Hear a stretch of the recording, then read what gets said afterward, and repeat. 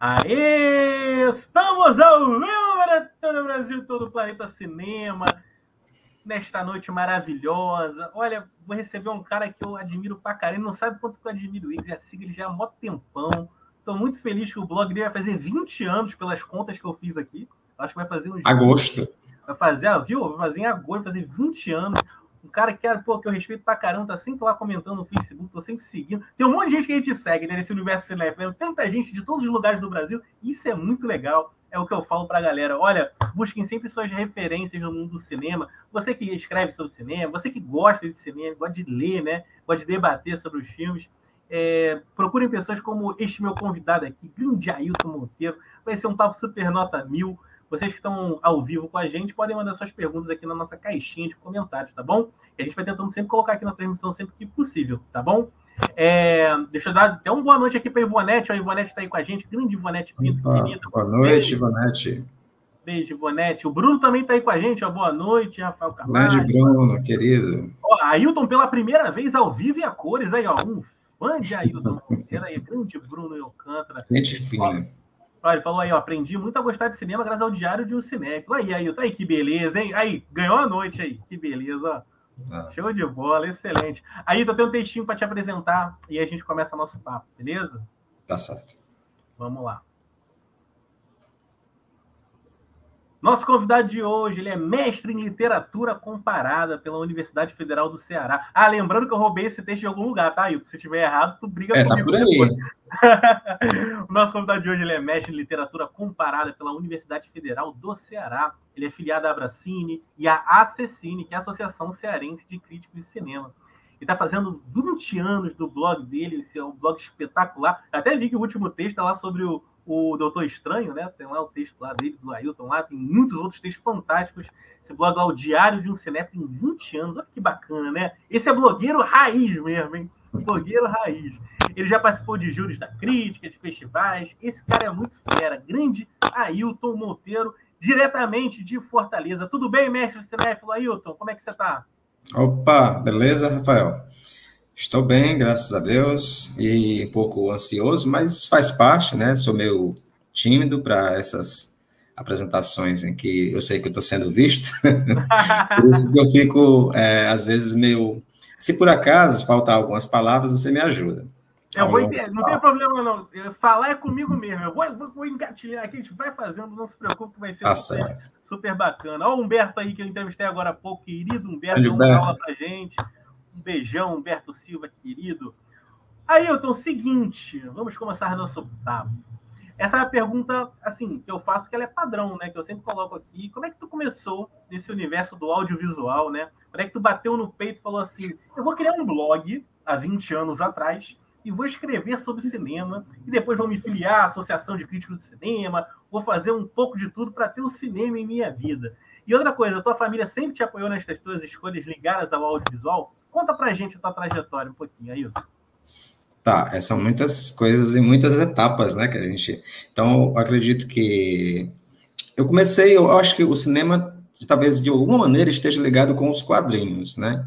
Então, os quadrinhos que eu aprendi a ler, né? No dia que eu aprendi a ler, eu já peguei uma caixa cheia de quadrinhos para ler. Então, quando eu via, por exemplo, as histórias do Demolidor, que é na época do Frank Miller, tinha uma coisa meio cinematográfica, né? E aí eu ficava imaginando um filme. Então, eu lia e ficava imaginando cenas, né? Eu conseguia colocar até os sons, imaginar os sons nos quadrinhos, né? E aí, em seguida, já final dos anos 80, foi quando eu decidi ser um cinéfilo, né? Na época tinha a revista 7, estava no seu auge, eu considero o auge da revista 7, quando tinha aquela... eu não sei como é que chama, era diferente, né? Houve o título da revista, era diferente. Na época que tinha o José Geraldo Couto, tinha o Eugênio Butti, Ana Maria Baiana, era uma turma de críticos fantásticos, né? Então, aquele pessoal foi formador da minha opinião, né? Formador de opiniões e formador de crítica, né? De lei de crítica e tudo. Então, naquela época, eu não escrevia crítica, apenas lia e via muitos filmes, né? Mas aí pulamos já para 2001, quando eu fui convidado pelo Carlos Reichenbach, nosso saudoso e querido mestre, né, cineasta e gente que convidou tanta gente, né, aglomerador de pessoas, né, trouxe muita gente. E ele me convidou para entrar numa lista de discussão chamada Canibal Holocausto, que era uma lista sobre filmes de terror europeus, em sua maioria. Então, eu conheci uma infinidade de gente muito massa, que até hoje é meu amigo, dentro dessa lista, né? O próprio Carlão, o Renato Dorro, a Laura Canepa, o Felipe Furtado, o Milton do Prado, o Marcelo Miranda, o Carlos Primati, o Michel, não, Michel acho que entrou depois, em outra lista, o Sérgio Alpendre, o Oswaldo Neto, aí acho que o Marcelo Valeta também, e aí foi nesse momento também que houve esse boom de blogs, né? O boom de blogs no início dos anos 2000, né? E aí, um amigo Renato Dorro, ele já tinha feito um blog e deu sugestão, por que você não faz um blog também? E eu, meio indeciso, mas acabei cedendo e achando que podia ser uma boa ideia. E hoje eu vejo que o escrever sobre o cinema é uma maneira de você ampliar a tua experiência com o filme. Eu já acho até difícil, simplesmente às vezes eu lamento não conseguir escrever sobre um filme, porque nem sempre eu estou podendo escrever sobre os filmes, não consigo escrever todos os filmes, não, né? Por causa do tempo, né, e tudo. Quem dera eu pudesse escrever sobre cada filme, mesmo aqueles que eu considero pouco significativos, sabe? Porque na escrita é que a gente vai descobrindo a nossa relação com o filme, né? Quanto se a gente gosta, ou quanto não gosta, ou quanto acha ele interessante, ou às vezes você gostou na sala da sessão, mas depois, na hora de escrever, você vai ver que ele é um pouco vazio até. Então, é tudo diferente, né? Assim, varia muito a nossa relação com o filme. Às vezes ele cresce na nossa memória afetiva, né?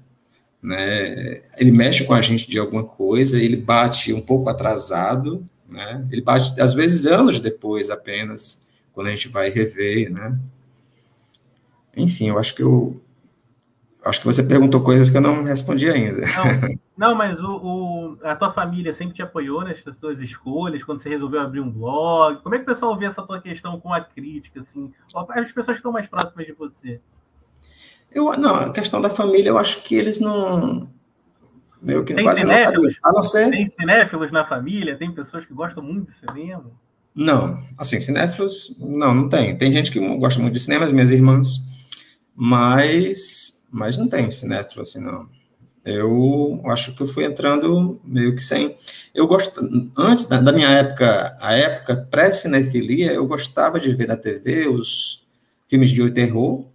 Eu lembro que passou quando eu era criança e fiquei muito impressionado, é o Cão do Diabo, né? Um filme sobre um cachorro maligno. E aí eu via na TV. E é interessante essa coisa da minha relação e meu gosto pelo cinema de horror, né? Que muito aproximado com o cinema com melodrama. Então, eu costumo dizer que o melodrama e o horror são os gêneros que eu mais aprecio, porque talvez sejam os mais apaixonados, né, nesse sentido, né? Então, essa coisa do medo, a sensação do medo, né, que não necessariamente o cinema de horror precisa te trazer medo, mas é muito gostoso você ter essa coisa do medo, mas ao mesmo tempo sabendo que você está são e salvo, porque aquilo ali é um filme, então é revigorante, mas tem gente que não consegue fazer a divisão e tem medo e etc, né? Bacana ter falado isso, bacana. Outro dia eu estava pensando sobre o medo, sabia? Olha que interessante. De vez em quando, eu me pego assim no meu dia, minha agenda é mega complexa, eu tenho 500 milhões de vidas, eu falo. Tem a vida de cinéfilo e tem as outras vidas. Mas de vez em quando eu fico pensando assim, sei lá, às vezes quando estou almoçando, sobre determinadas sensações que o cinema traz, né? E esses contrapontos, né, com a realidade. O Medo, por exemplo, já foi uma espécie de ensaio que eu fiz aqui na minha própria cabeça. Porque não necessariamente o filme precisa ser de terror para te dar medo, né? Essa que é a loucura toda, né? Tem vários filmes de terror que eu assisti ao longo da minha vida, eles, na verdade, assim, não me deram tanto medo quanto alguns outros filmes, né? Mas o filme de terror, ele tem essa coisa, né? Você vê que até a plateia no cinema, né, vai preparada para receber aquela adrenalina, né? É muito legal isso, né? Essa sensação dos olhinhos, o pessoal assim, aqueles pulos, né? Aquelas sensações todas que o cinema pode proporcionar. Eu tive uma sessão, eu lembrei agora, você falou dos pulos, né? Dos jumps, né?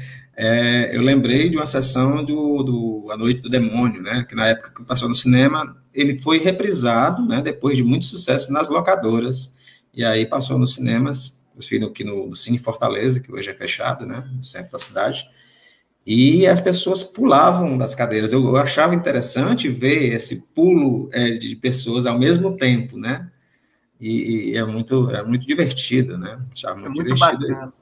Eu adoro essas sessões de cinema. Hoje em dia nem tem talvez nos filmes da Marvel, né? Talvez com uma nova geração, nessa empolgação toda. Mas esses filmes antigos, esses diretores que a gente ama hoje em dia, né? Cara, é muito bacana, né, cara? Aquelas sessões que eram quase interativas, né? As pessoas ou cantavam as músicas quando eram os musicais, né? Ou iam vestidos, numa reprise do filme, iam vestidos com as roupas dos personagens, os figurinos dos personagens. É muito bacana. O cinema é isso, né, cara? O cinema mexe com a gente de várias formas. Mandar um abraço aqui para o Francisco Walker. Grande Júnior, Walker Júnior, beleza, amigão. Aí, ó, o Bruno de Alcântara está perguntando aqui, ó. Ailton, quando e qual filme despertou a tua cinefilia? Quando é que você se sentiu cinéfilo, o Ailton? Qual foi o filme assim, falou, caramba, depois desse filme eu tenho que ver todos os filmes desse diretor, meu Deus do céu. Foi alguma coisa ligada ao terror mesmo? Eu não sei, essa é a pergunta que eu acho difícil de responder, sabe? Porque eu não sei, por exemplo, o meu gosto pelos filmes do Walter Hugo Cury, que até hoje é o meu cineasta brasileiro favorito, né? Eu não sei, a minha memória de ver os filmes deles na televisão, eu não sei se foi desse meu tempo pré-cinéfilo ou se já foi dentro desse meu tempo pós-cinéfilo, na cinefilia, que eu considero assim mais ou menos 88, 89, né? Então, eu não sei, agora o filme especificamente não, mas assim, como aquela história de o primeiro Oscar a gente nunca esquece, então eu lembro do primeiro Oscar, né, que teve o Ligações Perigosas, então foi um filme que marcou naquela época, né, mas aí aos poucos é que a gente foi descobrindo o cinema de autor, né, os filmes, fui seguindo, né, o Hitchcock, né, enfim, mas eu acho que não tem um título. Hoje eu costumo dizer, quando as pessoas me perguntam qual é o seu filme favorito de todos os tempos, eu já tenho uma resposta pronta, né? Eu digo que é o 2001, Odisseia no Espaço. Mas aí é porque é meio que cômodo para mim, né? É um filme gigantesco e foi... eu cheguei a ver no cinema, também tive essa honra de ver no cinema uma cópia masterizada que teve, tempos atrás, nos anos 90. Então, essa é uma pergunta que eu acho difícil de responder ainda. Show de bola. Ailton, é o seguinte, queria saber de você uma questão. Você é um dos membros da Abracine, né? E também você faz parte da Associação Cearense de Críticos de Cinema. Queria saber como é que você enxerga a importância dessas associações de críticos de cinema, não só para os críticos, né, que eu sei que tem vários cursos, né, tem vários desenvolvimentos dentro da própria associação, mas também para o público, né, a contribuição que essas associações podem dar para o público. E outra coisa, o que você acha? Você acha que a classe dos críticos de cinema no Brasil, de tudo que você já viu, ela é uma classe unida? O que você pode falar para a gente? Eu não sei dizer. É porque, assim, eu lembro que quando eu comecei a conhecer os amigos críticos, né, que eu conheci como sendo cinéfilos e blogueiros, né, alguns deles, e outros já escreviam em grandes, assim, revistas, por exemplo, Contracampo, por exemplo, né, eu tinha o Eduardo Valente, eu lia as críticas do Kleber Mendonça Filho no Cinemascópio, né, enfim, agora, assim, eu não sei dizer se essas pessoas são Eu acho que sim, eu acho que existe uma união, sim. Né? Agora, como se trata de uma associação, de um agrupamento de pessoas, onde em qualquer agrupamento de pessoas pode acontecer alguma rixa, alguma situação que não seja tão agradável. Então, mas, no geral, eu não vejo muito essa coisa de o pessoal passando a perna no outro. Eu não consigo ver isso, não, sabe? E a importância dessas associações? Qual é a importância assim, que você acha que tem para os críticos e para a galera também? São as contribuições dos livros, são as lives, todo também o papel histórico e de pesquisa também, né? Que muitas associações dessas fazem, né? Tem muita pesquisa sobre obras do cinema brasileiro, né? O que você acha que é a contribuição dessas associações? Eu acho que a principal contribuição é juntar um grupo de pessoas que pensam diferente e fazer com que elas reflitam, né, entre si, né, e que isso seja, de alguma maneira, visualizado por pessoas que estão de fora. Essa coisa dos livros eu achei fantástico, né, na Abracine ela surgiu na gestão do nosso amigo lá do Belo Horizonte, o Paulo Henrique, né? Paulo Henrique da Silva. Então, eu achei extraordinário. Eu tenho muita honra, inclusive, de ter participado, né, dos 4 livros dos 100 melhores filmes, né? Dos 100 filmes fundamentais, né? O de longas, o de curtas, de documentário e o de animações, né? E ainda participei também de outro livro da Abracine que eu achei, para mim, foi o mais desafiador, que foi o da crítica brasileira, né? Então, eu fiz da crítica do Ceará, junto com o Diego, Então, foi muito desafiador, porque tinha pesquisa, você não tinha onde conseguir esse material, ir atrás de pesquisar, de fazer entrevista com os críticos, de pessoas já alguns, inclusive, não tinham condições de dar entrevista já, né? Então, foi bem difícil. Bacana, bacana. O Ailton, é o seguinte, queria saber de você uma questão. Com o avanço forte dos streams, né, em paralelo à chegada da pandemia, né? Quando a pandemia chegou, os streams vieram, assim, cada vez mais potentes, né? Foi uma coisa meio que paralela. E o mercado exibidor, né, os circuitos de cinemas, eles levaram um baita golpe, né? Salas fechadas, e até hoje estão buscando ainda essa renovação do público, né? Tentando fazer, vamos dizer assim, com criatividade, uma programação que traga novamente o público e também que esse público vá se renovando, como sempre aconteceu na história do cinema, né? Das salas de cinema. Mas eu queria saber de você, você acha que a cada ano, por conta dessa questão dos streamings, vão ter menos salas de cinema no Brasil? O que você acha? Pois às vezes a gente que mora em cidades capitais, né, que trazem, que tem salas de cinema que exibem filmes, não apenas os filmes comerciais, mas também alguns filmes do eixo alternativo, né, do cinema alternativo e tal, art house, etc. Às vezes a gente é um pouco egoísta, no sentido de que eu quero ter o meu cinema sempre lá, né? Eu quero ter, não sei se é egoísta, mas durante a pandemia, com essa coisa dos streamings e da democratização, vamos dizer assim, não sei nem se é a palavra certa, em que pessoas, né, de todas as partes do mundo puderam assistir, por exemplo, ao festival, a Mostra de São Paulo, né? Eu acho que foi a minha primeira vez na Mostra. Eu tive uma vez em São Paulo de passagem e, por acaso, eu vi um filme na Mostra. Mas, assim, para acompanhar os filmes com atenção, né, e comprar ingresso, etc., foi nessa versão online que teve em 2020. E aí é uma coisa que é para se pensar. Eu lembro que o próprio David Lynch, na época que ele lançou o Twin Peaks, o The Return, né, ele comentou um pouco sobre isso, porque esse projeto, né, de 18 horas de Twin Peaks dele, que é maravilhoso, né? A coisa mais maravilhosa, eu acho que do século, novo milênio, sei lá. Ele comentou, né, que no futuro é possível que não haja mais salas de cinema, né? E que você tem que organizar, você que aprecia uma boa qualidade de imagem, de som, você precisa organizar no seu quarto, na sua casa, uma grande TV com a melhor qualidade de imagem possível, o melhor som possível, né, e tudo. Isso, ao mesmo tempo, me deixou um pouco triste, né, de ficar como se ele tivesse imaginando, já tendo, assim, uma projeção de como seria o futuro.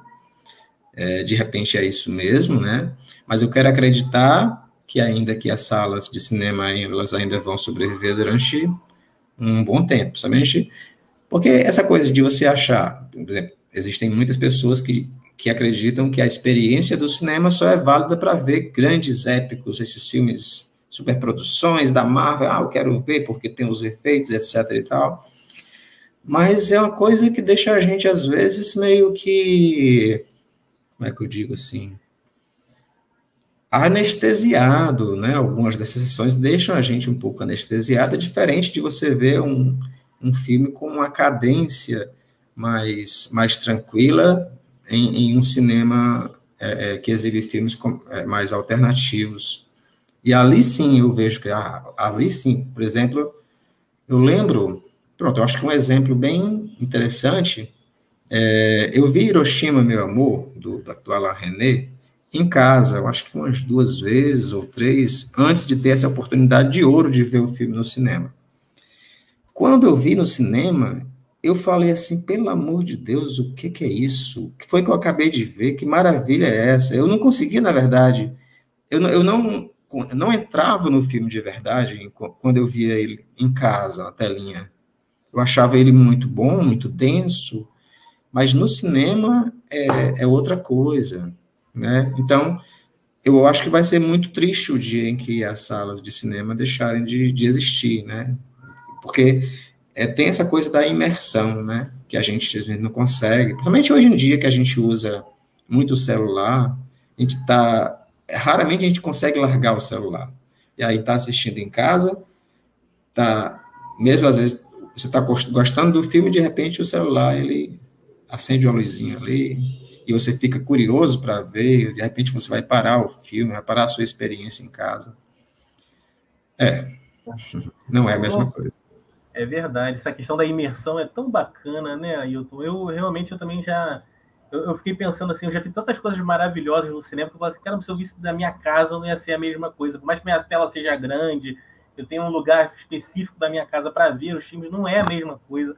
A sala de cinema realmente é um, sei lá, é um lugar maravilhoso, né? É um lugar mágico, né? Tem gente que fala que é templo cinéfilo e tudo, e é verdade, né? Não deixa de ser, né? É um lugar mágico. Olha, eu sempre fico nervoso, dá friozinho na barriga, sempre que eu tô ansioso para ver um filme, e eu sei que ele vai estrear no cinema, e eu tenho a sorte, né? Eu sou um sortudo de morar numa capital que tem ainda alguns cinemas, né? Muitos já terminaram, mas eu sei que tem muita gente espalhada pelo Brasil, né, Ailton? Você sabe disso também, que não tem cinema próximo, né? Da casa, pegar transporte, ônibus, ficar horas dentro de condução para poder assistir um filme que quer assistir.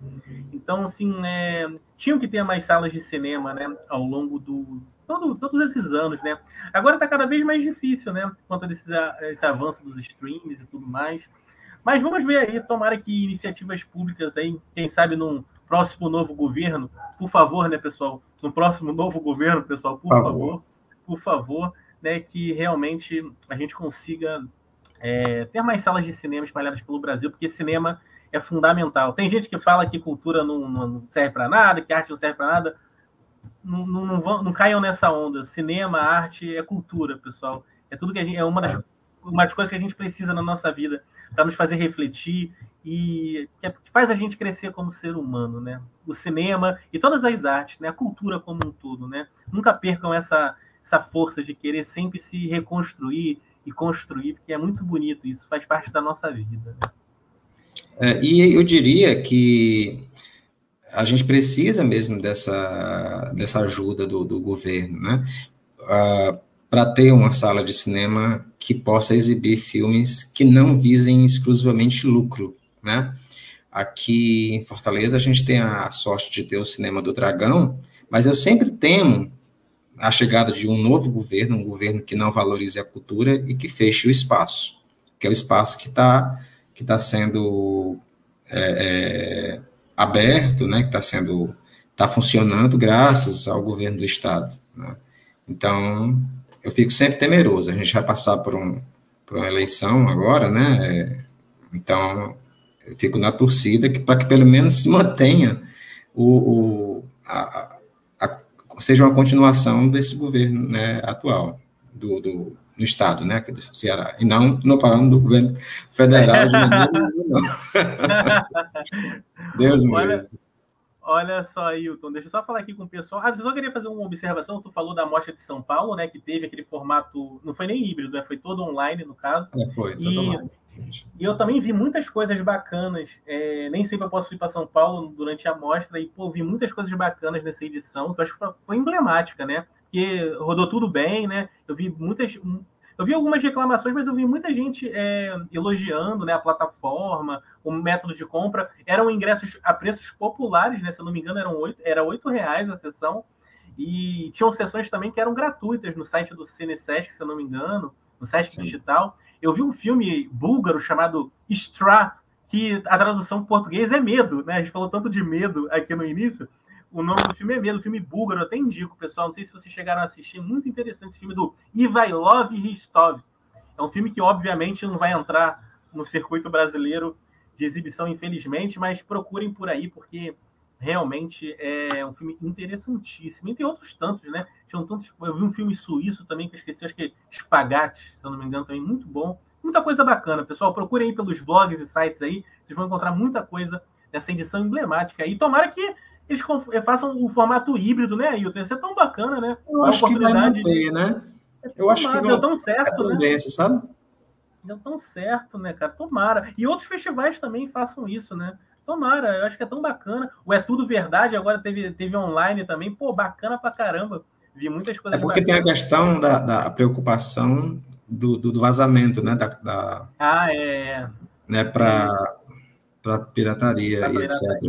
Então, aí eu acho que eles deixam alguns filmes que vão ter talvez um futuro no circuito, né? Talvez só para exibição presencial, né? Para não vazar. Então, acho que isso vai continuar assim, desse jeito. Se já tiver alguns, já tá bacana. Já tá Sim. bacana, já deixa corações cinéfilos bem felizes. O meu, por exemplo. Olha só, pessoal, deixa eu te falar aqui, a Ivonete fez uma pergunta aqui, ó. Ailton, o que você acha do cinema cearense atual? O que tu acha, Ailton? Como é que tá aí? Conte pra gente aí o que você tá achando deste cinema cearense maravilhoso, com tantos filmes bem bacanas. Todo o Nordeste, né? Acho tanta coisa bacana que vem daí, muita coisa mesmo. O que tu acha, Ailton? Eu acho que nunca esteve tão bem, né? O cinema brasileiro, ou o cinema cearense, né? O cinema feito no Ceará, eu acho que nunca esteve tão bem. A gente vive o auge, eu espero que esse auge, né? O auge seja, né? A gente consiga melhorar cada vez mais. Crescente, né? Sempre crescente, sempre para cima. Pois é, sempre eu espero que sim, né? Eu acho que talvez o grande cineasta, aliás, é difícil até dizer o grande, né? Porque a gente tá tão bem, né? A gente tem o Petros Cariri, que é fantástico. Na última edição do Cine Ceará, eu pude ver A Praia do Fim do Mundo, que eu achei um filme lindo, né? E juntou o terror com umas imagens poderosas e tudo. E a gente tem o Guto Parente, né? Que fez também o Mais Arvoredo de Novo entrando no terror, que é o Clube dos Canibais, que é outro filme que eu adorei, né? Então, eu estou achando muito interessante esse caminho, né, dos novos diretores, independente de serem cearenses ou não, por esse território do fantástico, né? Do cinema de horror, seja ele apenas para explorar o gênero, seja para falar de assuntos de ordem social, né, ou alguma coisa que capte o espírito do nosso tempo, ou críticas, né? Então, eu acho que a gente está vivendo um grande momento até agora, né, até o momento do nosso cinema aqui, feito no Ceará. No ano passado... Não, foi no ano passado. Eu vi, acho que um filme lindíssimo, que é o Pajeú. Pajeú, meu Deus, de quem é o diretor? Esqueci do nome do diretor, mas eu achei muito bonito, trata da questão da memória, né, do esquecimento. Pedro Diógenes. Pedro Diógenes. Pronto, Pedro Diógenes é outro cineasta fantástico, né, daqui. E a gente tem da geração anterior, o pai do Petrus, né, que é o Rosenberg Cariri, que ainda está ativo, fazendo grandes filmes também, né? Então, estamos muito bem. Show de bola. O Petrus esteve aqui também, entrevistei o Petrus. Petrus, gente boa pra caramba, pô, mega cinéfilo também. Fera demais. Outro que eu entrevistei aqui que eu acho maravilhoso é o Alain de Botton. Maravilhoso. Sim, o Alain fez um filme que fez muito sucesso, né? E muito querido, né? É um amor de pessoa e tu vê que no cinema dele respira cinefilia, sabe? Respira cinema. Cara, é impressionante. Ele é muito cinéfilo. Eu fiquei impressionado, Ailton.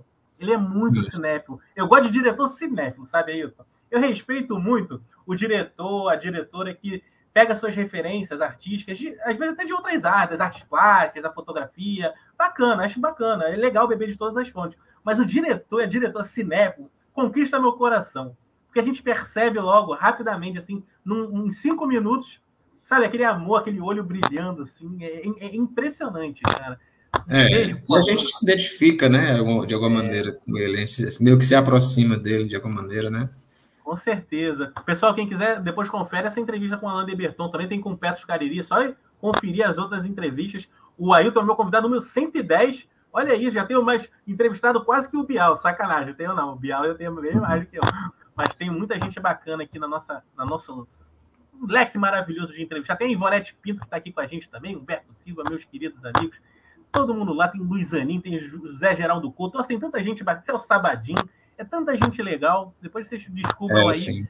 E a Ivonete, aproveitando que você mencionou a Ivonete, logo quando eu entrei pouco antes de entrar na Bracine, né, no momento, foi 2012, quando eu estive no Festival de Gramado, né, eu fui muito recebido, muito carinhosamente pela Bracine, né, porque eu fui, entrei por indicação do Pedro Martins Freire, que é um dos críticos de cinema mais importantes aqui de Fortaleza, e aí, na época, eu escrevia também algumas críticas para o Diário do Nordeste, e muito pouco para o Povo, mas era um pouco mais para o Diário.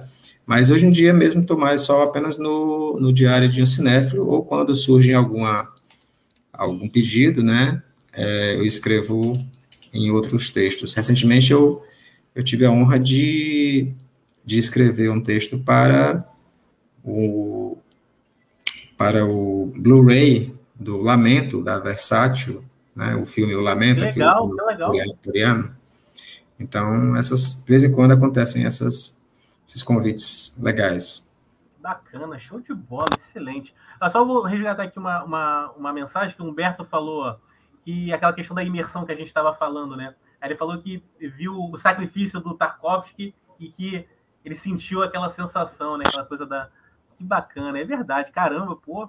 Poxa, mas o Humberto viu o sacrifício do Tarkovsky no cinema, caramba, que inveja. Que inveja. Já entrega a idade aí, ó. Tá entregando a idade do Humberto aí, ó. Ele mesmo entregou a idade dele.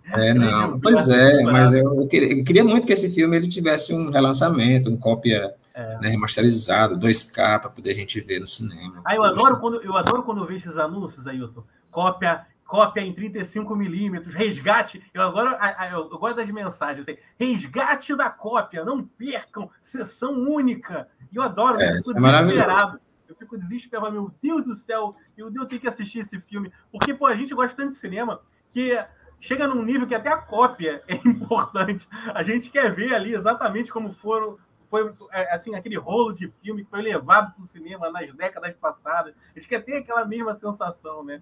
Então, a gente bem se aproxima até dessas coisas mais técnicas, né, do filme. Hoje em dia, o formato oficial dos cinemas é o DCP, né?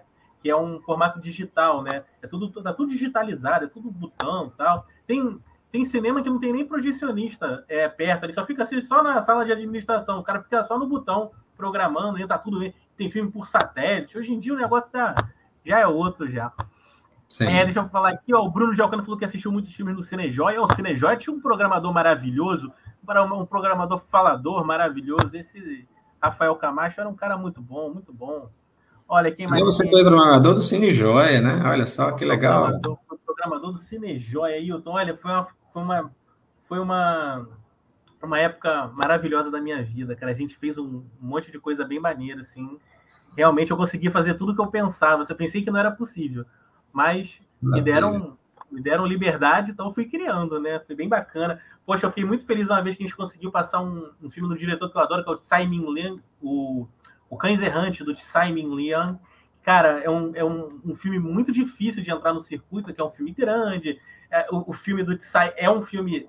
Né, a gente sabe que é um cinema... É um cinema complexo para circuito, né? Pensando na parte de exibição, todo mundo sabe que a maioria das salas de cinema precisa do lucro, também da bilheteria, né? Por mais que ganhem muito dinheiro no milho, né? O milho é barato, os cinemas compram e vendem aqueles combos exorbitantes. E até nisso é uma outra pergunta que já vou emendar na pergunta que eu ia fazer para ti. Ailton, você acha que o cinema hoje no Brasil é um programa caro para o brasileiro? Muito, muito caro, né? Caríssimo, né? Mesmo se você vai para uma sessão em um cinema mais barato, né? A não ser que você vá apenas para ver o filme, né? Mas hoje em dia tem a gasolina, que tá aos olhos da cara. Então, às vezes, até para sair de casa é complicado, né?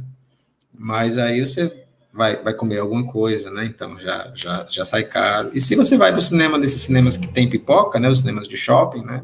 E se prefere, né, usar esse combo, aí sai uma diversão bem cara mesmo, né? É a doideira, né? Eu acho muito caro também, cara. Chegou um absurdo. Eu morava no Recreio dos Bandeirantes, aqui no Rio de Janeiro, ali na Barra da Tijuca, que é uma área bem nobre aqui da cidade, e a área é bem cara, aliás. Eu reclamava de tudo, até do preço do pão. Mas o que acontece? Tem uns cinemas ali naquela região, caramba, olha... Tu vê o preço assim e fala, não é possível que tá isso tudo para ver o filme, cara. Aí eu falei, caraca, que bizarro. É uma loucura. Até pensei que depois da pandemia, né, até por conta dessa aproximação que os cinemas precisam ter mais próximas com o público, por conta do avanço do streaming e tudo mais, que os cinemas fossem abaixar o preço de alguma forma, né? Eu sei que tem um custo operacional, a coisa toda, mas, cara, ainda tem preços ainda bem salgados por aí, é bem complicado. Tem a tal das salas VIP, né? As gourmetizadas. Menino, isso daí é caro demais, pelo amor de Deus. A pipoca com azeite. Pipoca com azeite. Não, essa não tem isso. Aqui não tem, não. Aqui no Rio tem... Acho que não, né? Aqui no Rio tem até luminária na poltrona. Tu aperta o botãozinho, a poltrona mexe. Sim, essa sala VIP, né? Sala VIP. É complicado. Infelizmente não é para todo mundo, né, cara? Ainda mais o Brasil estando do jeito que tá, né? Complexo. Tomara que tenham promoções, façam mais promoções, né? Não botem só segunda-feira, né? Pode botar terça, quarta também, os preços promocionais, né? Vai dar público. O Bruno de Alcântara tá falando que viu lá no Joia que o Kill Bill 1 e 2 no Cinejoia lotado. Rapaz, o programador era bom, né? E melhor, o preço dessas sessões eram baratíssimos, era R$4, R$5, maravilha. Ele viu Laranja Mecânica, bacana. Cara, sabe qual foi a sessão que mais a gente fazia umas sessões que a gente chamava de cineclube, né? E aí a gente botava alguns filmes em cartaz antigos e passava na tela e tal, por preços populares. Sabe qual foi a sessão que esgotou mais rápido, Ailton? Olha, foi em 7 minutos, venderam todos os ingressos em 7 minutos. A gente botou no sistema, compraram tudo. História Sem Fim, você acredita nisso, cara? Foi mesmo. História Sem Fim. Interessante, né? É aquele filme que, poxa, passava direto na sessão da tarde. Cara, a gente teve que fazer 3 sessões desse filme. Teve uma sessão que começou meia-noite, um negócio absurdo. Eu não sabia que ele era um filme assim tão querido, sabe? Olha, depois, cara, olha, um filme... Olha, eu tô até para revisitar esse filme, vou até botar aqui na minha lista, porque eu sempre tô revisitando alguns filmes, esse filme eu tenho que revisitar, porque ele é um fenômeno, cara. E me surpreendeu a beça, assim, a procura da galera, e a gente de todas as idades. A família é aquela coisa da geração, né? A gente gosta tanto de um filme, que a gente quer passar aquela sensação que a gente sentiu vendo um filme pros nossos filhos. Tinha gente de todas as idades, assim, olha, uma coisa linda, coisa linda. O cinema proporciona isso também, né? Aqueles filmes marcantes pra gente, a gente querer passar, né, pros nossos filhos, pros nossos amigos, né? Isso é muito bacana, isso é muito bacana. Ailton, seguinte, queria saber de você uma questão. Quando eu era programador lá do Cinejoia, já que a gente está falando um pouco do Joia, eu sentia que o público tinha parte do público, né? Claro que não era todo mundo, nunca vamos generalizar aqui. Parte do público tinha um certo preconceito, até mesmo preconceito contra o cinema brasileiro. Chegava lá, olhava, não é filme brasileiro, não quero ver não. A pessoa não olhava a sinopse, sabe, quem fazia o filme e tal, não queria saber, era brasileiro, não assistia.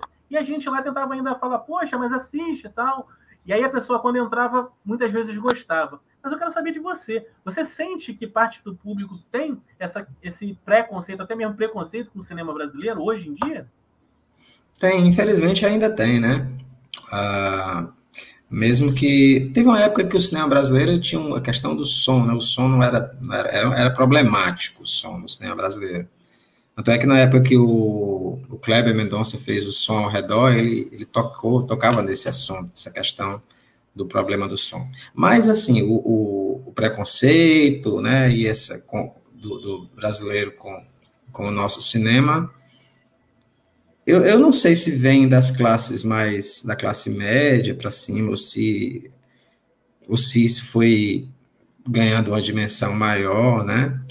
Mas eu lembro que, pelo que eu li a respeito, o cinema da Boca do Lixo, por exemplo, na época que passava anos 70, anos 80, era muito visto, né, pelo público mais, pelo povo, né, pelas pessoas mais simples também, até porque parece que pessoas que não sabiam ler preferiam ver um filme brasileiro do que ver um filme legendado, né, porque na época não tinha os filmes dublados, né, até acho que de uns tempos para cá, acho que nos anos 2000 e pouco foi que começou essa coisa do dublado, né? As pessoas começaram a ficar também acostumadas com o dublado. Mas o cinema brasileiro, ainda hoje ainda tem gente que diz, cinema brasileiro é cinema que tem palavrão, que tem sexo e etc., né? E que, na verdade, o americano, né, palavrão também tem bastante, né? Só não tem mais sexo, talvez, americano, porque é coisa dos americanos, que talvez sejam mais pudicos ou mais, não sei.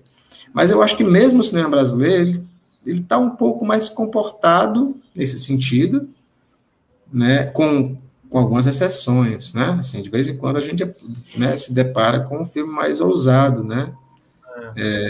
Em diversos quesitos. Mas uma coisa, eu lembrei de uma sessão, por exemplo, do As Feras, do Walter Hugo Cury, foi no início dos anos 2000, e a sensação que a gente tinha, e aquele filme ali, que ele foi finalizado, parece que em 95, né? Então, ele só passou nos cinemas em 2001, ou foi 2002. Então, o público, eu sentia que aquele público que estava ali, ele estava incomodado, de alguma maneira, com o filme, com a sexualidade do filme, com essa coisa mais sensual. E tinha pessoas saindo da sala de cinema. Ele foi exibido na programação do Cinema de Arte, né, que na época que o Pedro Martins, ele estava com o Cinema de Arte, no cinema do Iguatemi, e aí ele programou este filme, né, para uma sessão de sábado pela manhã e sexta à noite, né.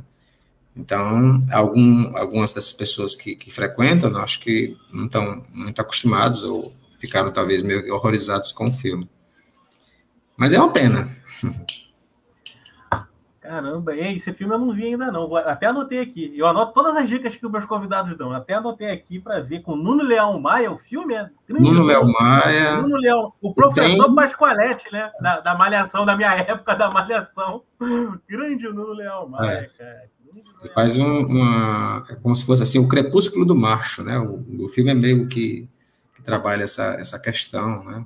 Eu acho que o Cury já lidava com isso nos filmes do personagem Marcelo um pouco também, né? Acho que é um pegador. Eu anoto as dicas dos filmes todos aqui, eu não sei como é que eu vou conseguir ver tanto filme na minha vida. Tu também tem essas listas? Tu também tem essas listas aí? Assim, você anota, você escreve, bota num bloco de anotações, tenho que ver isso. Você não fica desesperado, não bate a ansiedade, não, Ailton? Em mim bate tanto ansiedade. Bate, e agora, porque tem os filmes para ver de streaming, né? O streaming tá lá. Mas eu estou adquirindo, durante a pandemia, eu comecei a voltar a comprar mídia física. Então, comprando esses boxes, né, que tem vários filmes, então... Bacana. Eu fico... De vez em quando eu pego um filme dos boxes e vejo, né, porque é um respeito à curadoria dessas pessoas que fazem esses boxes. Então, eu acho fantástico. Descobrir uma coisa que eu sequer sabia que existia. E aí, ficar, poxa, como é que eu não soube disso antes, né? Como é que ninguém tinha me falado desse filme antes? E aí, de vez em quando, tem essa descoberta. E existem os filmes que já fazem parte do cânone, né? E que a gente, meio que por falta de vergonha na cara, não fica adiando, postergando, né? Fica deixando para ver depois, quando tiver tempo, ou quando tiver com a cabeça melhor, e etc. Então, alguns filmes muito importantes, né? Que já são considerados entre os melhores de todos os tempos e etc., a gente fica até aquela coisa do excesso de respeito, talvez, né? E aí deixa para, eu quero ver esse filme numa ocasião que eu esteja com a cabeça muito boa, com tudo perfeito, né? E às vezes esse momento não acaba não chegando. Então... Né? Eu também, uma coisa que eu gosto muito é de revisitar, né? Essa questão aí da mídia física também vem muito por conta dessa questão da revisitar. Quando as primeiras locadoras começaram a falir perto da minha casa, e eles vendiam, né, todo o acervo, né? Então eu ia lá e pegava, assim, tipo, era R$5, R$3. E assim, eu ficava às vezes com pena do cara que tava vendendo, e assim, eu falei assim, não vou ser desonesto. O cara me vendia um DVD que eu sabia que era bem raro, difícil de encontrar, por R$2, R$3. Eu falava, não, cara, aumenta o preço desse aqui. Aí teve uma hora que eu peguei a planilha Excel dele e mexi na planilha toda. Eu falei, esse aqui tu bota alto, esse aqui tu bota para ajudar o cara, pelo menos, a ter um lucro a partir dali. Porque eu falei, caramba. Aí eu lembro que eu comprei a Outra Face, cara, o filme que eu adoro do Nicolas Cage. A gente vai falar do Nicolas Cage, mas mais pra frente. O filme do Nicolas Cage que eu adoro, A Outra Face, que é muito mencionado até no Peso do Talento, o filme que estreia amanhã nos cinemas. Nicolas Cage interpretando Nicolas Cage. E falar nisso, Ailton, quero seu texto sobre o Peso do Talento, hein? Estou convocando todo mundo para escrever. Vou fazer uma postagem, não sei se hoje ou amanhã, convocando toda a crítica brasileira a fazer um texto sobre o Peso do Talento. E irei ler cada um de vocês. Quero muito saber o que vocês acharam deste filme. Eu adorei. Quando escrever, eu vou marcar você. Me marca, manda no inbox que eu vou divulgar todo mundo. Vou divulgar todos os textos deste filme. Eu quero saber o que o pessoal achou desse filme. Eu quero ler, eu quero refletir sobre o que vocês vão pensar. Eu tô louco para discutir. Acabou o filme, eu falei assim, meu Deus, o que os meus amigos vão pensar disso? O que as pessoas que eu admiro vão pensar disso? Acabou o filme, eu falei, meu Deus do céu. Aí eu recebi já um monte de zap, que parece que acho que teve cabine em São Paulo também, teve aqui no Rio. Então eu falei, meu Deus do céu, eu quero muito saber o que a galera achou. Vou comprar todos os jornais amanhã, vou comprar o bonequinho do Globo amanhã, vou comprar os jornais todos, tudo que tiver a meu alcance para poder guardar esta relíquia. Mas, Ailton, é o seguinte, queria saber de tu uma coisa. O Tropa de Elite, Ailton, essa é a pergunta que eu sempre faço aqui no programa, que é uma pergunta um pouco mais tensa. O Tropa de Elite, ele é um filme muito badalado aí, né? Teve um grande público, parte do público, né? Não todo mundo, obviamente, louvando as ações do Capitão Nascimento. Esse filme ganhou o Urso de Ouro em Berlim das mãos do Costa Gravas, que a gente sabe que é um diretor que tem na sua filmografia um cinema muito ligado à questão dos direitos humanos. Então essa equação acaba não fechando. E na cabeça de algumas pessoas, esse filme ele pode ter acendido, né, uma chama fascista no povo brasileiro. Mas eu queria saber de você uma questão, Ailton. Você acha que o cinema tem o poder de influenciar o espectador para ideologias políticas? Qual é o poder do cinema, Ailton? Pois é, essa pergunta eu acho que ainda ecoa, né? Por mais que a gente faça essa pergunta, eu acho que não existe uma resposta simples, né? Eu não sei se existe esse poder tão grande. Eu acho que o cinema tanto é reflexo da sociedade, do que a sociedade pensa, do que a sociedade está pensando. É uma antena, né? Às vezes é uma antena que capta o artista em geral, né? Não só o cinema, na verdade. Todos os artistas. E que capta o zeitgeist, né? Mas, assim, no caso do Tropa de Elite, ele é de que ano? 2008, é? Deixa eu ver aqui, eu vou ver aqui na ficha, peraí. Porque eu acredito que nessa 2007, época... 2007, né? Então, acho que a gente estava, nessa época, um pouco mais tranquilo no que se refere a essa questão da polarização, né? Eu acho que ela começou com força a partir de 2013, né? 2013, 2014. Então, eu não sei se... Eu, pelo menos, eu não tive... Eu me diverti bastante, né, com o filme. Eu gostei muito, achei muito bem executado, né? Só depois, mais adiante, né, quando o diretor... O Zé Padilha. O Zé Padilha, quando fez o Mecanismo, né, que a gente viu que ele era lavajatista, né? Então... E o Wagner Moura já é de uma outra...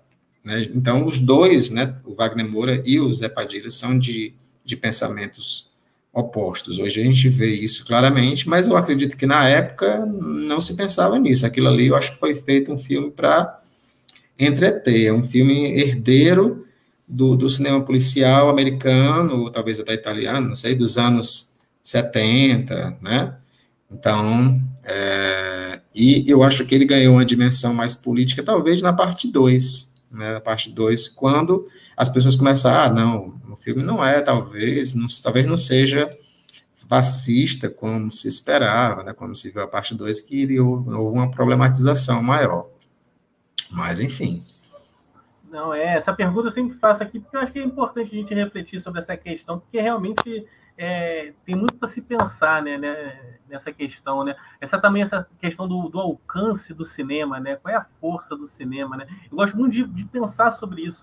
Eu uso muito as respostas que os meus convidados dão, exatamente para poder refletir cada vez mais, né? Na verdade, esse questionário todo, Ailton, é uma grande reflexão da minha vida, assim, sabe? De questões que eu sempre me coloquei, assim, que eu sempre pensei sozinho. Então, eu falei assim, vou botar tudo no questionário, vou botar para os meus convidados me ajudarem a refletir sobre esses temas. O Ailton, é o seguinte, quero saber de você sobre uma questão aqui. Cinderela Baiana, Ailton Monteiro, é um dos marcos do nosso cinema, o filme é aclamado pela sua ruindade, sua falta de técnica, esta frase é minha, tá? É a minha opinião sobre os filmes. Mas eu queria saber de você uma coisa, Ailton. Você acha que existe filme ruim ou cada filme chega de forma diferente para cada pessoa? Eu acho que cada filme chega... Esse ano eu vi um filme horroroso, que eu digo que é horroroso no cinema, mas... É com o Nicolas Cage? Não. Mas é o Morbius, né? O Morbius esses filmes da Sony, né? De super-herói e tal, da Marvel. Então, assim, esse eu não tenho nem... Eu digo, somente essa superprodução, onde existe muito dinheiro envolvido, eu não temo xingar o filme. Isso é um lixo, de muito dinheiro, né? Milhões de dólares envolvidos para produzir esse lixo, né? Podiam pelo menos ter feito sei lá, criado algo mais decente, enfim. Mas essa coisa do gosto, né? Entra essa coisa do filme ruim ou do filme bom e tudo, eu acho que entra no território do gosto. Eu lembro que quando eu via Desejo de Matar 3 passando no Domingo Maior, sempre que o Domingo Maior anunciava Desejo de Matar 3, sensacional, eu parava para ver o filme e não conseguia terminar de ver. E eu olhava para o filme e dizia assim, caramba, esse filme é ruim, mas eu não consigo parar de ver. Eu acho ele fantástico.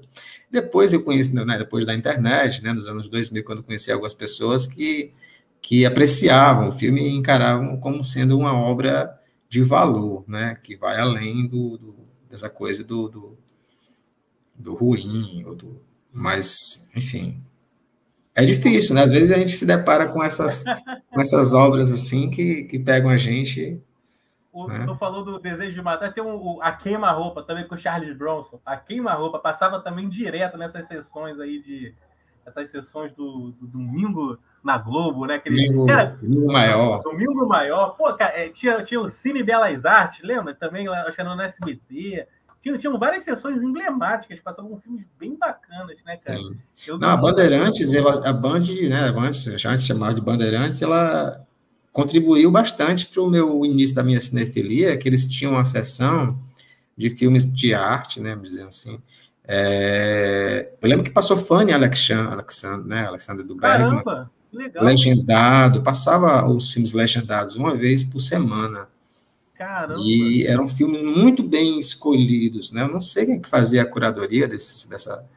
Pô, era bom, né? Era muito bom, legal isso. Era início dos anos... final dos anos 80 para o início dos anos 90, uma coisa assim.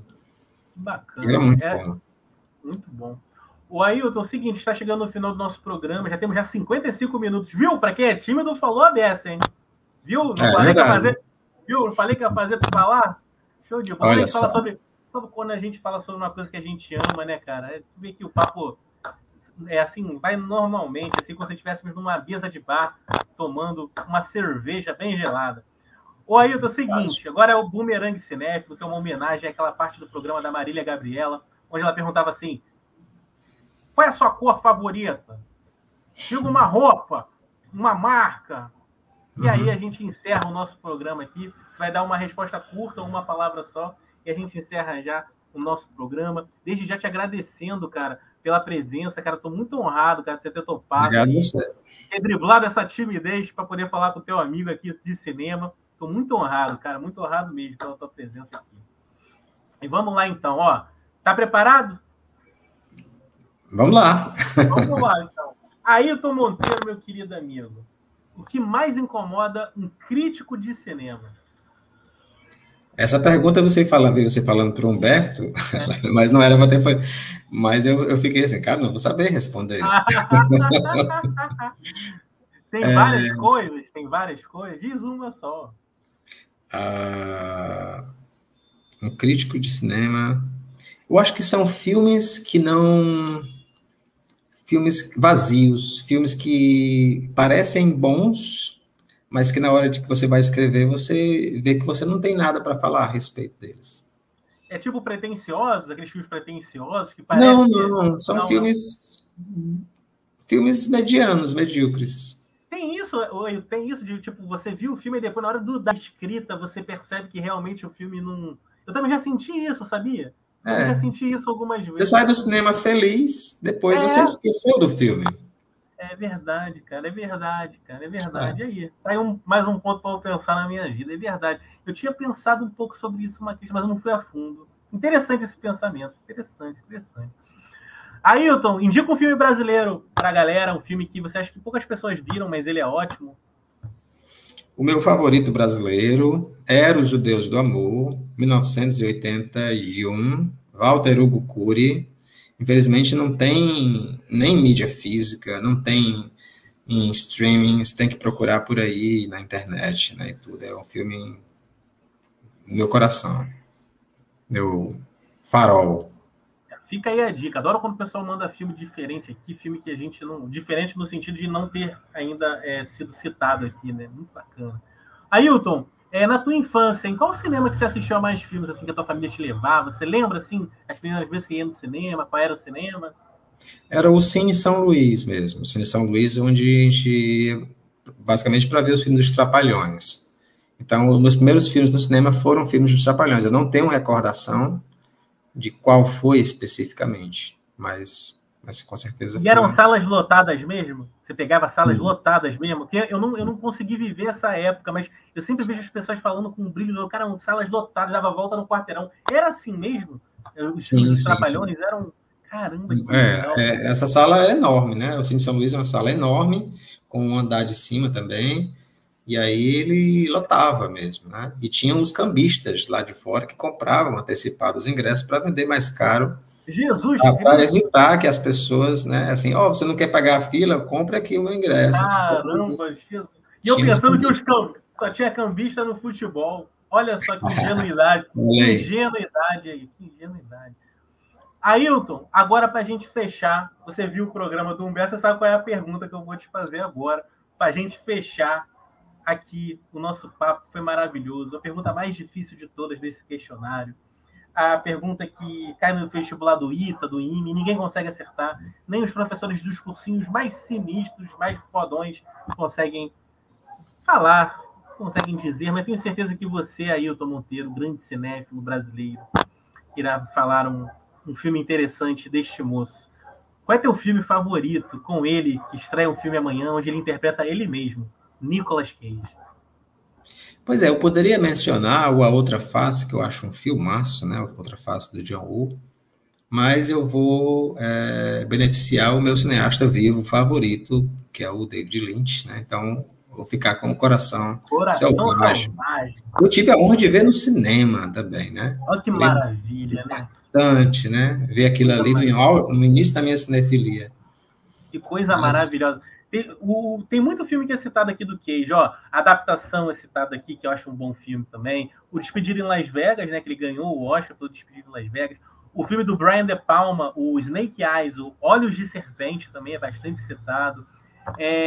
Que mais? O Homem de Família, já citaram aqui. O filme passava muito na Globo, na sessão da tarde. Presságio, o pessoal cita Presságio? Já citaram Presságio. Presságio eu gosto, muito legal. O que mais que citaram aqui? Já citaram tanta coisa. Ah, o Feitiço da Lua, o Moonstruck, com a Cher.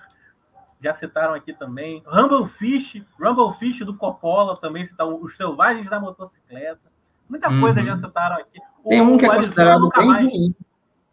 Tem um que é considerado bem ruim dele, que é o Apocalipse. Eu me diverti pra caramba com esse filme. Pode ser ruim. É um caso de exemplo de filme ruim que me agradou, sabe? Não, o Nicolas Cage tem essa façanha na carreira, né? Tem vários filmes ruins dele que ficaram no imaginário dos cinéfilos de alguma forma, né? E isso é muito interessante. E ele brinca muito com isso no Peso do Talento. Eu acho que é por isso que eu gostei tanto do filme.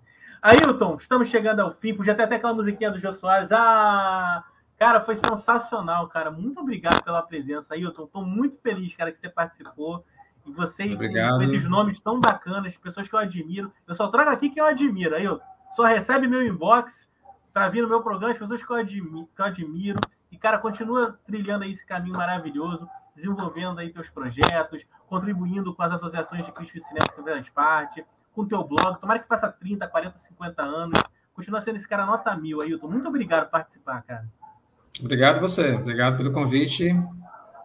Valeu. Valeu. Um beijo para todo mundo. Beijo aí, Bruno de Alcântara, que esteve aí com a gente o tempo todo, para o Humberto, para a Ivonete, todo mundo esteve presente. Pessoal, depois, se vocês quiserem, assistam as outras 109 entrevistas também. Prometo que vale a pena. Tem muitos nomes bem bacanas, homens e mulheres maravilhosos, ligados de alguma forma ao nosso audiovisual brasileiro, tá bom? Um beijo para vocês. Semana que vem a gente está de volta. Beijão, Ailton. Fica com Deus. Bye, bye. Valeu. Tchau, tchau. Tchau.